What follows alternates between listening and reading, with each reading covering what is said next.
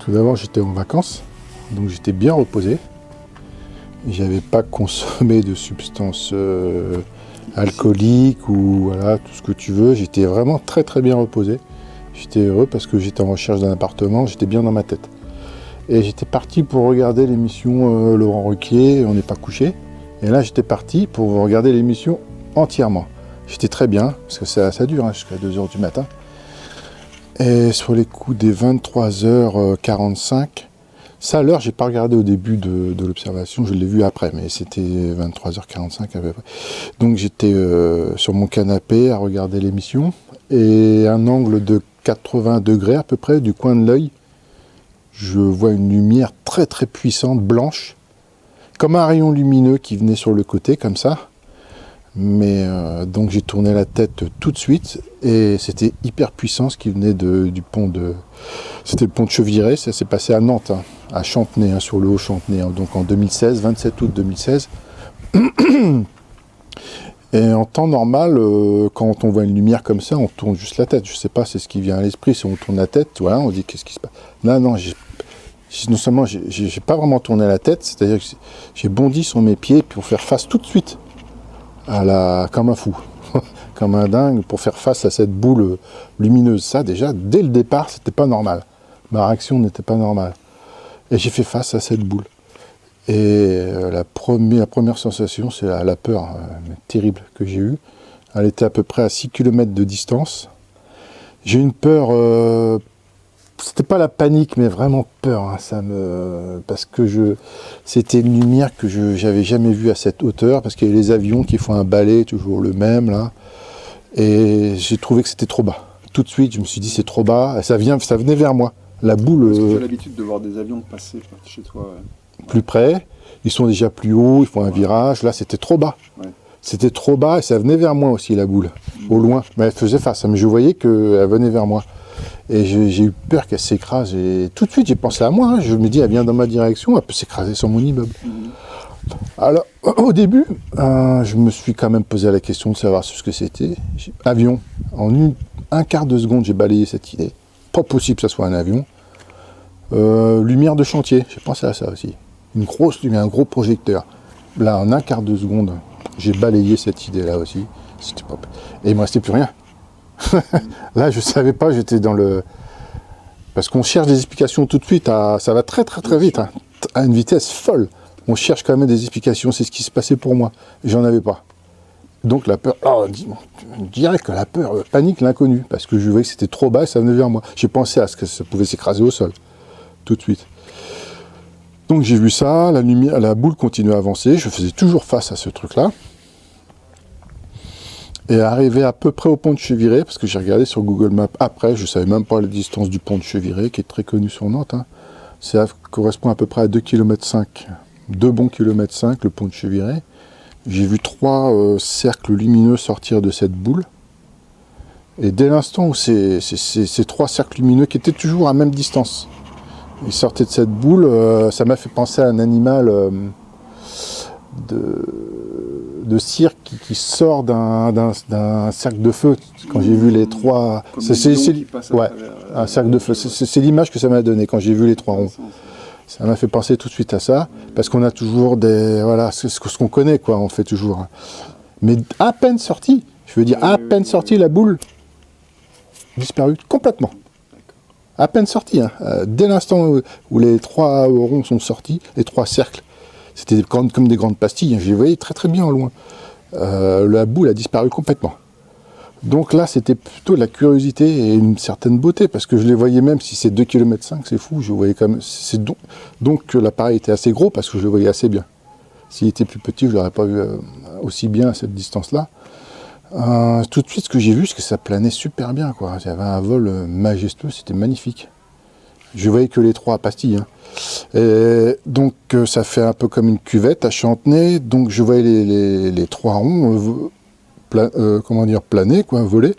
Toujours à la même distance. Et puis, suivre un peu la dénivellation du terrain. Toujours à peu près une bonne centaine de mètres de hauteur. Je voyais faire un peu une courbe, comme ça. Et puis, remonter un peu. Et aller vers moi.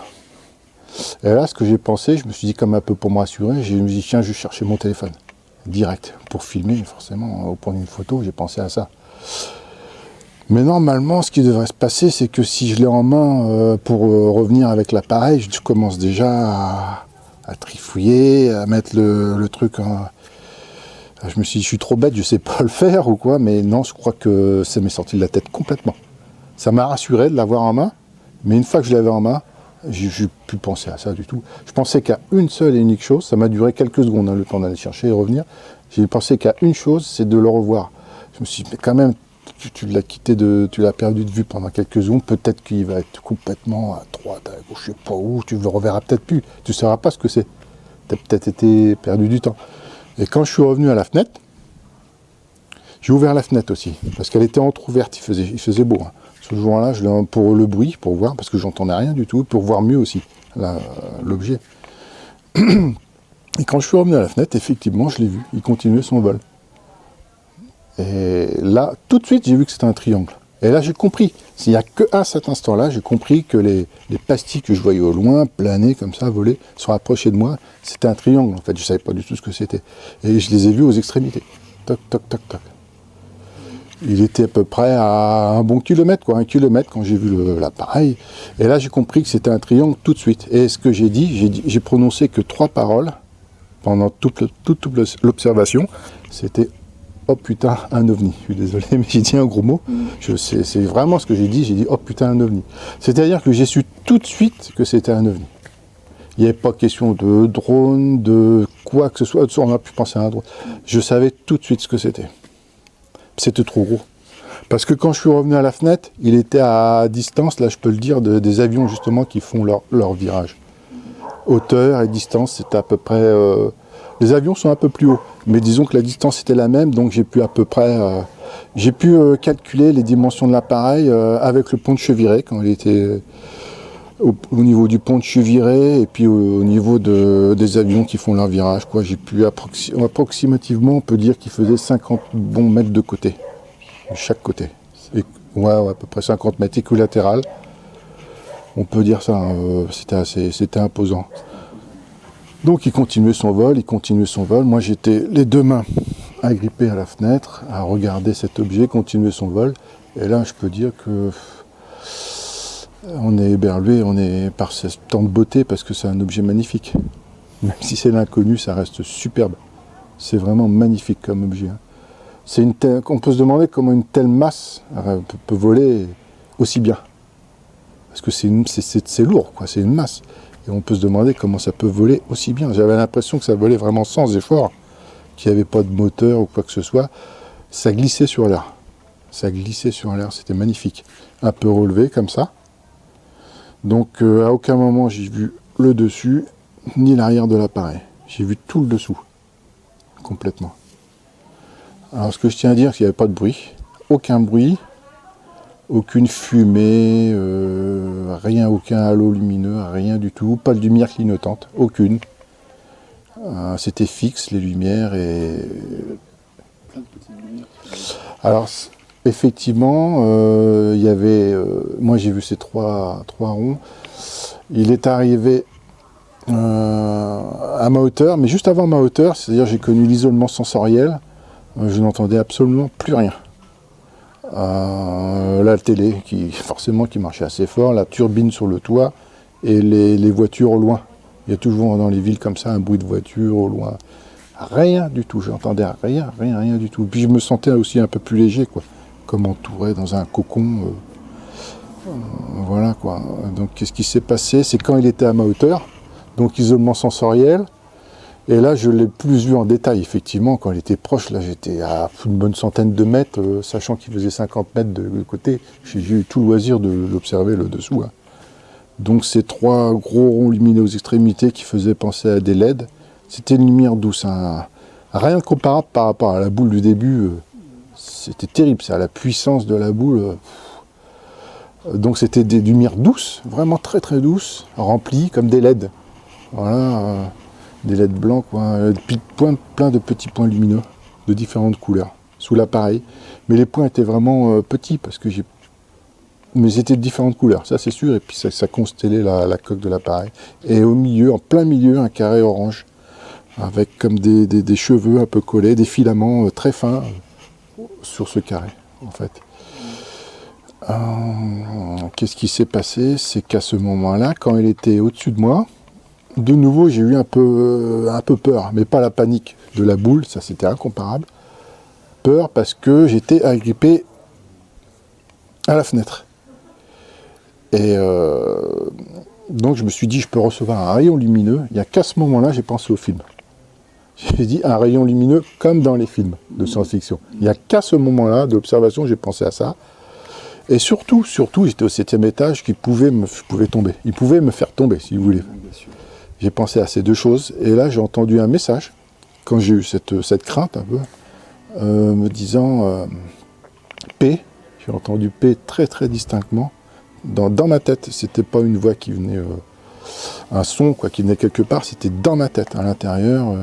Nous sommes pacifiques, n'ayez pas peur, nous viendrons vous voir encore plus souvent. Et là, j'ai compris tout de suite, le message était très très clair, c'était pas une voix robotisée, c'était une voix humaine, mais sans intonation, sans respiration, c'était divin, une voix divine, et qui rassurait, incroyable, d'un calme incroyable. Et là, tout de suite, j'étais rassuré, tout de suite, j'étais rassuré. Que vous dire de plus?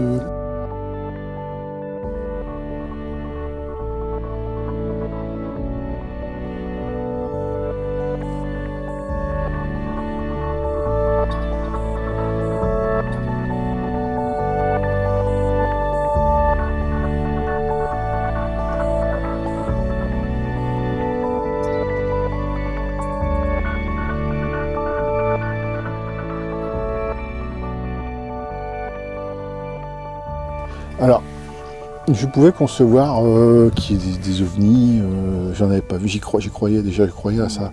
J'ai été surpris, évidemment, quand j'ai vu l'ovni. Entre connaître un peu parce qu'il y a des amis qui m'ont raconté en avoir vu un triangle aussi à Nîmes quand ils étaient gamins, les documentaires, le calme, le truc qui cache les étoiles, le sans bruit, machin. Mais le voir, c'est autre chose. Vivre. C'est autre chose. Bah oui. C'est complètement autre chose. C'est comme une voiture, c'est matériel. Hein.